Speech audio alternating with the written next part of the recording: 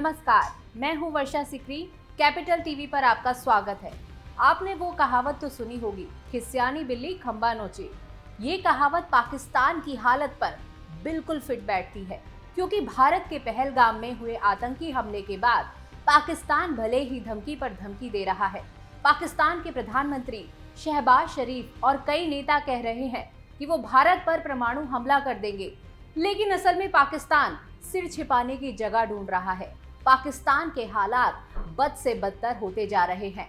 भारत के प्रधानमंत्री नरेंद्र मोदी ने पाकिस्तान को बूंद बूंद के लिए तरसा दिया। भारत में रहने वाले पाकिस्तानियों को वापस उनके मुल्क का रास्ता दिखा दिया।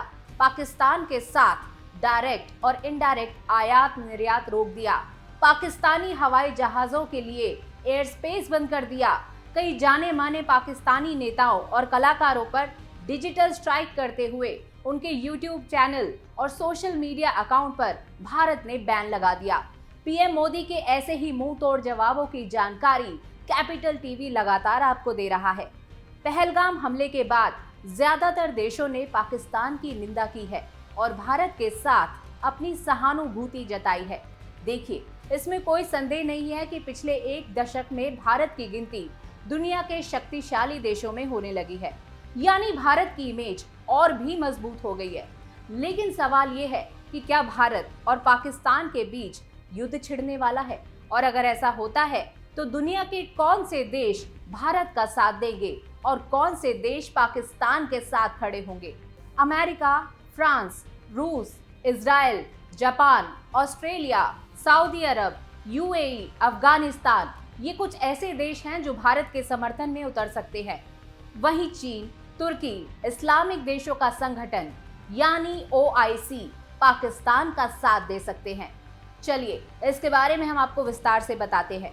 सबसे पहले बात अमेरिका की। मौजूदा समय में अगर कहीं युद्ध या तनावपूर्ण स्थिति हो तो सभी की नजर इस बात पर टिक जाती है कि अमेरिका किसके पाले में होगा।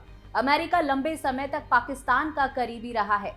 पाकिस्तान को अमेरिका से पैसे और हथियार भी मिलते रहे हैं, लेकिन अब पासा पलट गया है। अमेरिका और भारत के बीच पिछले कुछ सालों में रक्षा और रणनीतिक साझेदारी मजबूत हुई है, खासकर क्वाड गठबंधन के जरिए।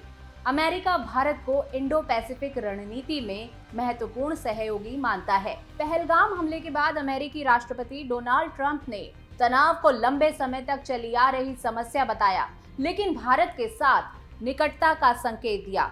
वहीं चीन का मुकाबला करने के लिए अमेरिका को भारत की जरूरत है। इसीलिए युद्ध की स्थिति में अमेरिका भारत को कूटनीतिक समर्थन, खुफिया जानकारी और सैन्य उपकरण भी मुहैया करा सकता है। हालांकि अमेरिका खुलकर सैन्य हस्तक्षेप से बच सकता है। अगर फ्रांस की बात करें तो वो भारत का करीबी है। भारत और फ्रांस के बीच मजबूत रक्षा समझौते हैं। फ्रांस भारत को राफेल लड़ाकू विमान और बाकी सैन्य हथियार देता रहा है। दोनों देशों ने साथ मिलकर कई पनडुब्बियां भी बनाई हैं। पहलगाम हमले के बाद फ्रांस के राष्ट्रपति इमैनुअल मैक्रो ने भारत के साथ फोन पर चर्चा की थी। युद्ध में फ्रांस भारत को हथियारों की आपूर्ति और कूटनीतिक समर्थन दे सकता है। अब बात रूस की, जो भारत का सदाबहार दोस्त माना जाता है। रूस और भारत के बीच दशकों पुराना रक्षा और कूटनीतिक रिश्ता है। भारत ने रूस से सुखोई 30, S-400 जैसे अहम हथियार खरीदे हैं। 1971 के युद्ध में रूस ने भारत का खुलकर समर्थन किया था। रूस ने अब तक हर बार भारत की मदद की है, लेकिन इस बार वो खुद यूक्रेन के साथ उलझ गया है। इसके बावजूद भी जंग के वक्त रूस भारत को हथियारों की आपूर्ति और संयुक्त राष्ट्र में समर्थन दे सकता है। वहीं इजराइल और भारत के बीच रक्षा और तकनीकी सहयोग मजबूत है। 1999 के कारगिल युद्ध में इजराइल ने भारत को ड्रोन और नाइट विजन डिवाइस दिए थे। युद्ध की स्थिति में इजराइल भारत को सैन्य तकनीक और खुफिया जानकारी दे सकता है। यूएई, सऊदी अरब ने हाल ही में भारत के साथ आर्थिक और आतंकवाद विरोधी सहयोग में इजाफा किया है। पाकिस्तान के साथ यूएई के रिश्ते पिछले कुछ समय से तनावपूर्ण रहे हैं। युद्ध के वक्त ये देश भारत को कूटनीतिक और आर्थिक समर्थन दे सकते हैं। आगे बढ़ते हैं। क्वाड के सदस्य जापान और ऑस्ट्रेलिया के भारत के साथ रिश्ते मजबूत हैं। दोनों देश चीन की क्षेत्रीय आक्रामकता को संतुलित करने के लिए भारत का समर्थन करते हैं। युद्ध में ये देश भी भारत के साथ खड़े रह सकते हैं। वहीं तालिबान और पाकिस्तान के बीच तनाव को देखते हुए अफगानिस्तान भारत को क्षेत्रीय खुफिया जानकारी और कूटनीतिक समर्थन दे सकता है। भारत ने अफगानिस्तान में बुनियादी ढांचे और शिक्षा में भारी निवेश भी किया है।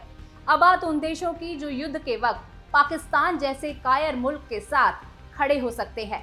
पाकिस्तान आतंकवाद को पनाह देता है। ऐसे में कुछ देश ऐसे हैं जो उसका साथ देंगे, जिनमें से सबसे बड़ा नाम है चीन का। चीन पाकिस्तान का सबसे बड़ा सैन्य और कूटनीतिक सहयोगी है। दुश्मन का दुश्मन दोस्त होता है की तर्ज पर चीन और पाकिस्तान लंबे समय से साथ मिलकर भारत के खिलाफ काम कर रहे हैं। दोनों देशों के बीच गहरी दोस्ती है और चीन पाकिस्तान इकोनॉमिक कॉरिडोर इसका सबूत है। खबरों के मुताबिक चीन ने हाल ही में पाकिस्तान को मिसाइलें और कई सैन्य उपकरण मुहैया करवाए हैं। आज पाकिस्तान के पास जो हथियार हैं, उनमें सबसे बड़ा हिस्सा चीन के हथियारों का है। हालांकि 1965 और 1971 के युद्धों में चीन ने प्रत्यक्ष हस्तक्षेप से परहेज किया था।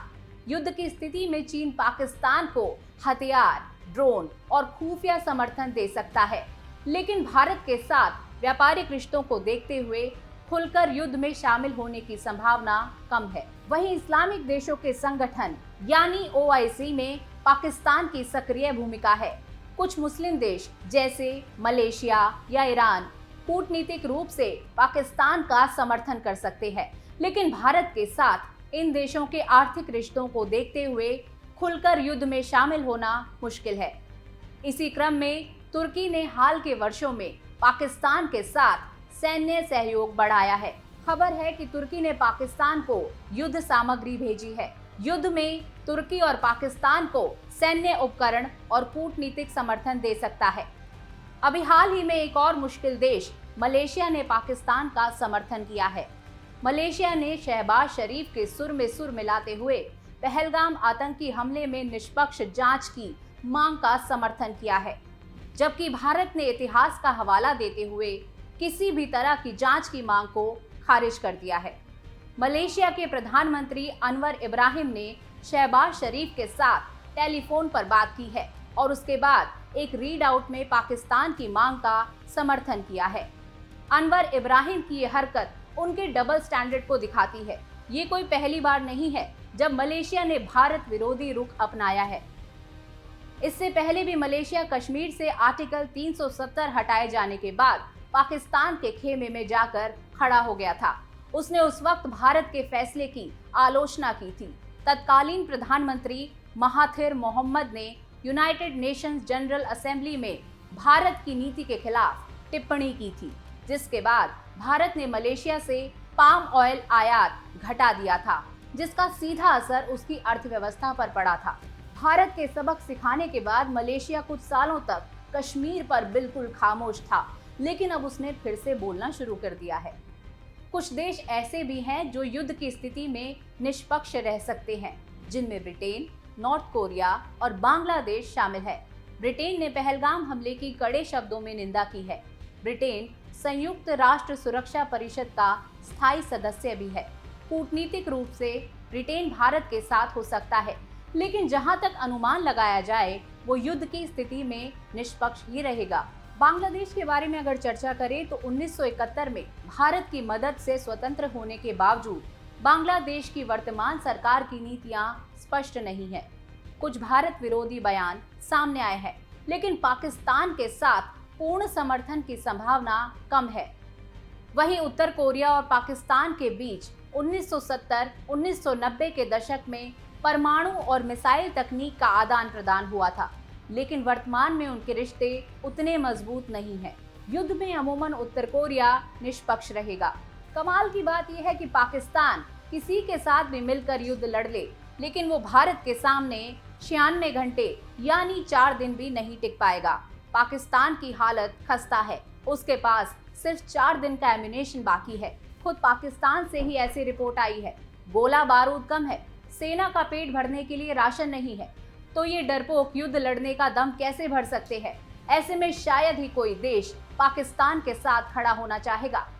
कैपिटल टीवी पर हम आपको ऐसी ही दिलचस्प खबरें दिखाते रहेंगे।